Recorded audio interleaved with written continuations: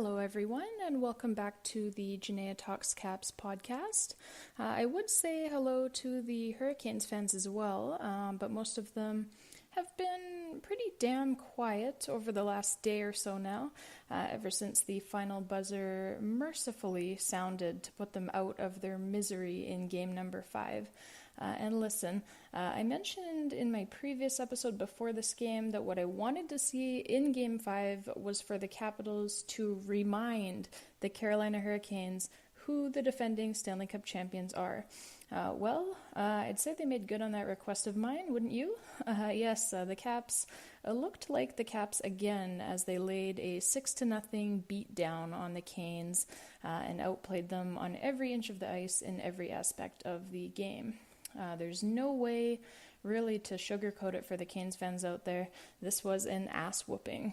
And all I can really say about it, and in fact I probably don't even have to say it, as the 20,356 Caps fans in attendance on Saturday night did a great job of saying it for all of us as they broke out into several thunderous chants of TJ Oshie throughout the third period. But all I can really say, and it's obvious, is that the Hurricanes really poked the bear when they injured TJ Oshie on a dirty play. And then because one poke apparently wasn't enough, they poked the bear again by showing no remorse about it afterwards. And what happens when you poke the defending Stanley Cup champion bear? You get your head bitten off to the tune of a 6-0 score. Yes, the play that injured Oshie was dirty, obviously, so that's strike number 1. That pisses you off if you're a Washington Capitals player. TJ Oshie is also one of the most beloved, if not the most beloved, teammate of the rest of the Capitals players, so that's strike number 2. Foegele did not receive any supplemental discipline for the play that injured Oshie, and in fact it's been reported that Foegele didn't even receive so much as a warning by phone from the league. Strike number 3. And then, just to add a few more pokes to the belly of that Washington Capitals bear, both Hurricanes coach Rod Brind'Amour and Warren Foegele himself showed absolutely zero remorse about the play afterwards, with Foegele lying through his teeth and contending that he was, quote, just trying to lift Oshie's stick. Yes, I'm sure that you were just trying to lift his stick by cross-checking him in the back, nowhere near his stick. Okie dokie. And then with Brind'Amour saying he doesn't give a shit about injuries to Capitals players. Again, okie dokie. So when you add all of this up, what you get is a very, very talented and now very, very angry Washington Capitals team. And it showed on Saturday night. We've talked a lot about it in this series, how the Caps had gotten off to kind of a slow start in these playoffs. They hadn't really found their extra level yet, which they used to win the Stanley Cup last season. They just hadn't been at their best yet, and they hadn't really played that Caps hockey yet in this series and in these playoffs. We know that they wanted to play more physical anyway, as they, as well as all of us, felt that they hadn't yet been playing that heavy, hard-hitting brand of hockey, which became their identity last season, as they figured out that there's basically no other team in the NHL that can match their mix of physicality and skill. So they wanted to crank it up a notch or 5 in the physicality department anyway. And then obviously when they watched TJ Oshie go down, that flipped a switch inside of them as well. And they came out for game number 5 and they were not fucking around. And it was none other than Devontae Smith-Pelly who got things started. And he did so under thunderous DSP chants that rained down inside of Capital One Arena. Pretty much from right before the guys took the ice for warm-ups right through until the final buzzer. And I suspect even carried out into the streets afterwards as well. Smith-Pelly, of course, he's a fan favorite. He was a monster in this game, just as he was a monster for the Caps all through last year's postseason, where he scored 7 goals for them as a fourth-line forward. It's very clear that he wants to be a Washington Capital. He wants to be here. He wants to be with his teammates. His teammates want him here, and he wants to help them. And he wants to make an impact, and he wants to win for them, for all of us who keep chanting his name. And it was so good to have him back on the ice for us in Game 5.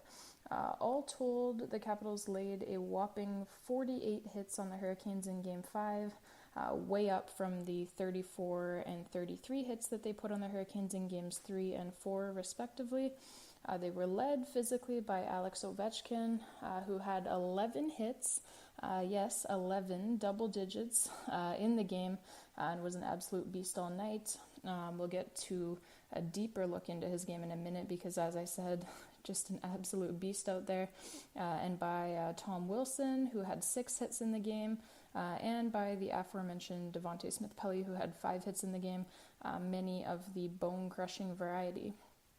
So Ovechkin, Wilson, Smith-Pelly, and really everyone wearing a red jersey on this night, they were hitting everything that moves, right from the drop of the puck through to the final buzzer. And yes, Alex Ovechkin was amazing in this game. So amazing, in fact, that even NBC was forced to be nice to him. I already mentioned the 11 hits, which included, by the way, crushing Warren Foegele with a clean check when he got the chance, bulldozing over him and probably tossing a few words about his good buddy TJ Oshie over his shoulder as he skated away as well. This while Foegele tried to pick himself and his panties up off of the ice. But in addition to the physicality, Ovi also set up the Caps' second and third goals with a couple of sweet passes for primary assists.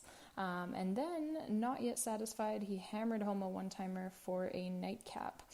So all told, for game number 5, Ovechkin finished the night with a +2 rating. 1 goal, obviously, 2 primary assists, 2 blocks, 1 takeaway, and of course the 11 hits.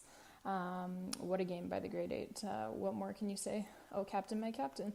And we can't talk about Alex Ovechkin without talking about Nicklas Backstrom, who is currently having a Conn Smythe level of a postseason himself, should the Caps go deep again in these playoffs, as Nicky has already scored 5 goals through the first 5 games, and he's added 3 assists as well, for a total of 8 points, again, through just 5 games. And obviously, I don't have to tell Capitals fans this, but Backstrom, he brings so much more to the table than just his stellar offensive game, as he's been an absolute stud on the defensive side of the puck as well, winning key faceoffs, killing penalties, making block after block after block, and especially in key situations. He's one of those guys who can just do everything for his team, and he does it on a nightly basis.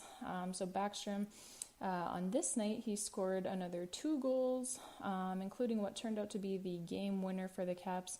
I really just can't say enough great things about the guy. There's a reason, of course, why his nickname is St. Nicholas.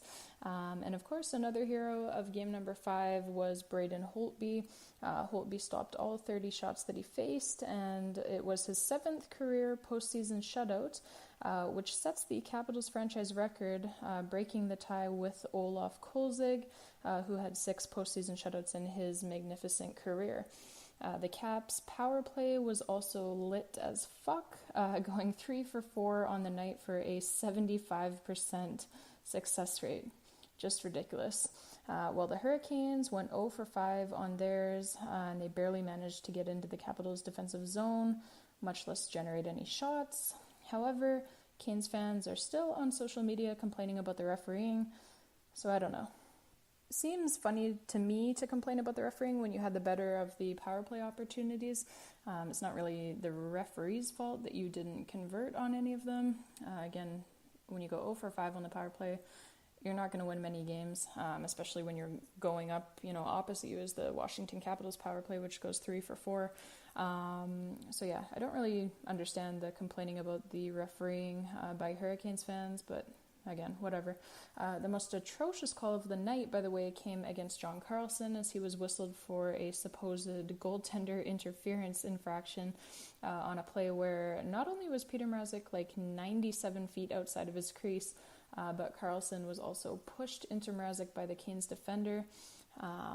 But whatever, man. The Caps killed off the resulting power play, so it's all water under the bridge. Tim Peel really sucks, though. He should really think about trying a different profession, like maybe a florist or something. Anyways, if that was the call of the night, then the play of the night, or misplay of the night, I should probably say, was definitely what happened on the Capitals' 3rd goal of the game.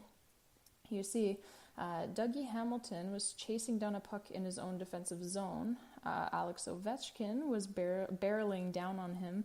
And so Dougie Hamilton, chicken shit that he is, after taking a look over his shoulder and seeing that it's Alex Ovechkin coming down on him, he decides that he doesn't want to take the hit, and so he completely bails on the play, chickening out on the puck and letting Ovechkin take it instead. And so take it Ovechkin did, and about half a second later, he found Brett Connolly in the slot with a sweet feed from below the goal line, and the puck was in the back of the net as Connolly roofs it over Mrazek for the 3-0 Capitals lead. Honestly, what to say about this one? I can't even describe to you how bad this play was from Dougie Hamilton. It was nothing short of embarrassing, and credit to the broadcasters as well, because they did rip him to shreds for it when it happened, and then again in the intermission, and then again after the game was over. It was just a terrible play. It was like, hey Dougie, how badly do you want to win the Stanley Cup? And he's like, oh fuck, not at all if it means I have to get hit by Alex Ovechkin. See ya. Just brutal. Completely bailed on the play. Anyways, other than the 6 goals that were scored, the best part of the game, and if you missed the game, I would definitely recommend that you YouTube this or something, look it up somehow, because the best part of the game was definitely the thundering chants of TJ Oshie that were started by Caps fans in the third period. It was a heartfelt moment from fans who love and adore this player who has done so much for this team, and it had me a little teary-eyed sitting on my couch as I listened to it. The fans, they were letting Oshie and the Hurricanes know that this game, this absolute can of whoop-ass that the Caps just opened up, was for the fallen TJ Oshie. The fans honored him well, continuing the chant all throughout the third period as the Caps scored 3 more goals to make it 6-0. And the Caps obviously honored their teammate in perfect fashion as well, just the way Oshie would want it, by blowing out the Hurricanes and blowing the roof off of Capital One Arena in the process. It was really just perfect. So that's all that we have for you today, friends. The Caps will look to close out the Hurricanes in Carolina in Game 6. And a reminder, quickly as well, that en route to winning the Stanley Cup last season, the Caps were 4-0 in games where they had a chance to eliminate their opponent. And all 4 of those games as well, all 4 of them, the Caps won on the road in their opponents' arenas. So they certainly had that killer instinct last season. So let's hope that it's carried over into 2019 and this series will be over. Until next time, let's go Caps!